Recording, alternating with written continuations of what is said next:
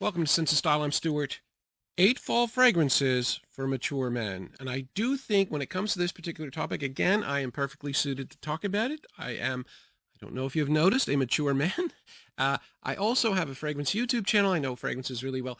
But the most important thing is I live in Canada and I prefer Oriental style cool weather fragrances. That's what I love. 3/4 of my entire collection are based around fall and winter fragrances. It really helps because it's cold here more than 6 months a year. So yeah, I know this topic well.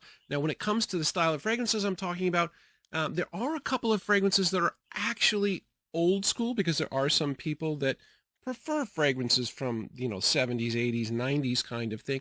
But for the most part, what I've tried to do is balance modern fragrances that are mature, that fit the fall criteria, but they're still modern. So you're going to be able to smell mature without smelling old.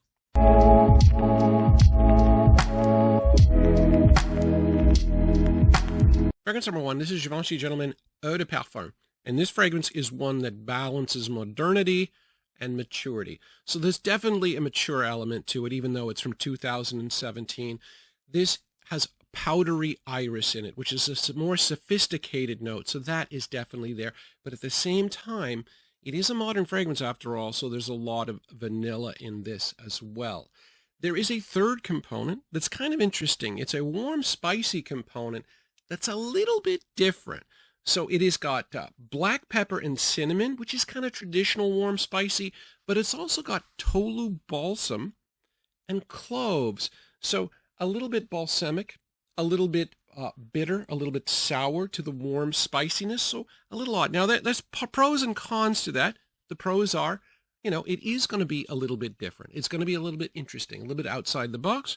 The cons are there are some people, small amount of them, but some people that don't like the sour nature of this particular warm spicy. However, this is an iconic fragrance, got great performance. It's super popular, so I don't think that'll be a problem. But yeah, this one balances maturity and modernity really nicely. Fragrance number 2, this is Déclaration d'un Soir from Cartier, and this is a modern release that definitely has a mature quality to it. I think the opening of this fragrance is the most sophisticated opening I have ever smelled in my life. Now, that's a subjective thing, but I do think most people feel that it is at very least a really nice, sophisticated opening. The odd thing about this fragrance, though, is it basically just does 2 things. There's a lot of notes in here, but they do one of 2 things. One of them is powderiness. So there's a powdery rose. This is a rose-based fragrance, a powdery rose. The powderiness is backed up with the powderiness of sandalwood. And then it is also very, very spicy. So you're going to get black pepper, cardamom, caraway seeds, and nutmeg. Now, the spiciness is what makes this sophisticated because it almost sparkles. Like it is effervescent, the spiciness of it, and it's really, really nice. That dies down after about an hour or so. Bear in mind, though, that this was initially a fairly inexpensive fragrance. I checked my notes. I bought this in 2021 for $45. It is now going for $75. So that speaks to the popularity of this release. It is because $30, almost doubling the price, that's not just inflation, that's popularity. But it's also, bear in mind that because it was originally kind of fairly low priced, it does have its flaws. Later on, like the 4th hour kind of thing, I do get a little bit of synthetic quality to it. It is not a big deal. It is not a deal breaker. This is still a fantastic fragrance. Fragrance number 3, this is Creed's Viking. Again, a modern fragrance with more of a mature feel. This is an interesting fragrance in so many ways. Most people are not familiar with absinthe, which is a popular alcoholic drink that was popular in Paris around the turn of the 20th century. People like Van Gogh and a lot of the famous impressionists, that was kind of, what they liked to drink. Most people couldn't recognize it because it's not something that most people are used to, but it is definitely an absinthe-based fragrance. It actually has the note of absinthe in it. It also has a number of garnishes that would go in an absinthe cocktail. A lot of mint in this. Very, very common to drink it with mint. Lemon juice, very, very common. There's a lot of lemon in this as well. Even lavender was used as a garnish on occasion. And there's 3 spices in this. And there was an absinthe spicy punch, which is a fairly popular drink as well. So all based around absinthe. The notes you're going to pick up more than anything here, though, it's like pink pepper, mint, lemon, and the absinthe note, but you probably are not familiar with it. Some people have compared this to Old Spice. Yeah, I won't be doing that. Fragrance number 4 is the aforementioned Old Spice, the most disrespected fragrance in the history of fragrances. Here's why. It's 87 years old. It's the oldest fragrance that's still currently worn for men. One of the oldest. This is the equivalent for females. This is Chanel number 5. This is over 100 years old. The difference between these 2 fragrances is astounding. Now, they're both considered to be, kind of old smelling. But Chanel has a degree of sophistication. It is, after all, a Chanel. It also has an air of glamour to it. This was a fragrance that Marilyn Monroe once said, the only thing I wear to bed is Chanel number 5, right? So glamour, sophistication. No woman would apologize for wearing this, and yet this is a post that I saw literally yesterday, less than 24 hours ago. Someone's apologizing for wearing Old Spice because it has a reputation of being cheap and old smelling. I'm not going to argue the old smelling part. It comes from the 30s. So yes, it does have an older feel to it, but it is definitely sophisticated, and here's why. It is a fragrance that is built around one note in particular. That is carnation. If you look at the accords are floral, warm, spicy. That is the essence of what a carnation is. Carnation is a flower that has a warm, spicy feel. Each of those accords are backed up with other notes. So this is not just carnation. This also has heliotrope, jasmine, geranium. And those 4 notes give this a powdery quality. How many powdery floral fragrances that in Fragcom are not considered sophisticated? I can't think of any except for this. If you can think of one, please put it in the comments. But this is a powdery floral. This is an eau fraiche version of Old Spice, but I put it on my skin and I can pick up the powderiness of it immediately. This fragrance is far more sophisticated than most people think. It does smell old, but it is a lot better. It's a wonderfully crafted fragrance that is supremely underrated. Never apologize for wearing this.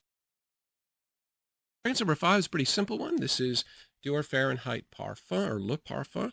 And this fragrance is essentially the original Fahrenheit, which came out in 88. So definitely an 80s, 90s style fragrance. It's got leather and violet leaf, so kind of a leather fragrance. A lot of that DNA is still here. So it's got the mature element, but it's been modernized for the 20th century. This came out in 2014, so it's 10 years old.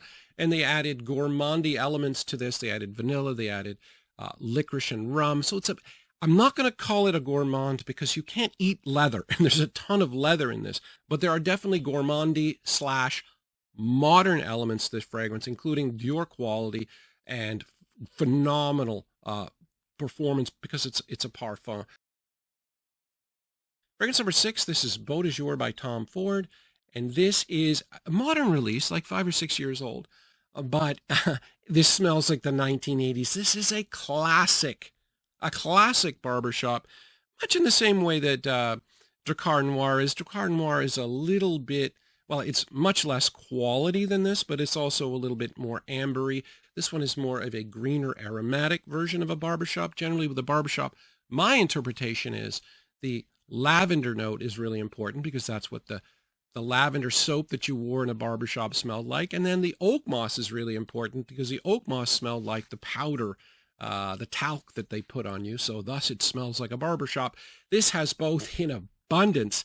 This also has some aromatic notes. It's got mint and rosemary as well to back up the aromatic feel. It has a bit of basil too. Supremely good performance. So even though this is released just a few years ago, yeah, it's still an 80s fragrance, so, but a good one.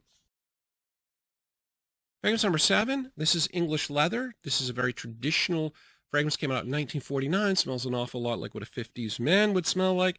And I've had mixed results with this one. It is inexpensive. It smells really good, but let me explain my mixed results. So when I first got it, I was just getting into fragrances. And I have to admit, I prefer the modern style fragrances. I definitely do. I prefer the sweet, the oriental style.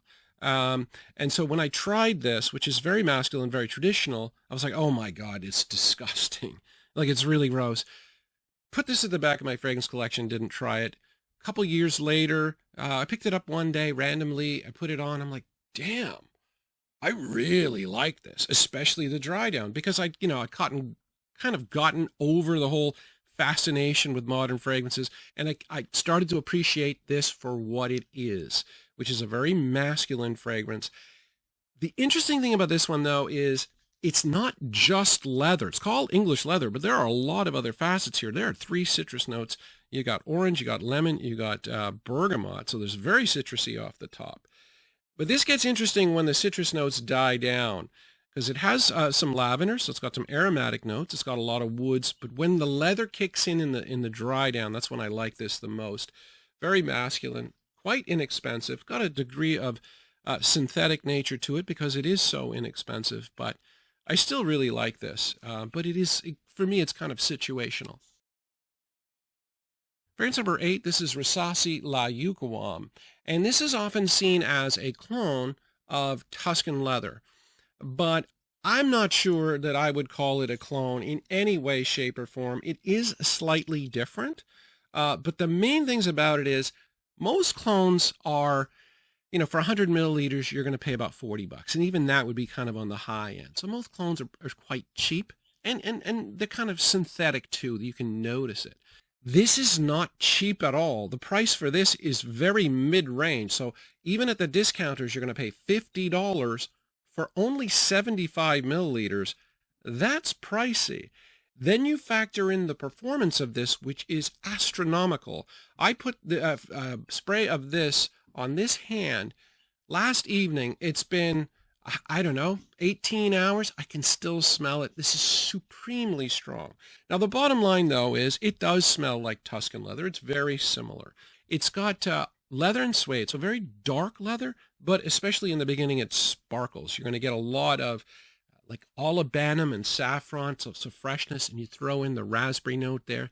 So it feels niche, even though this is, Rasasi is a designer house, but it's really, really nice. So, but very masculine, very mature, and still modern at the same time. So yeah, fall's here. Great time for fragrances. Great time to be a mature man in North America, anywhere really. And thanks for watching.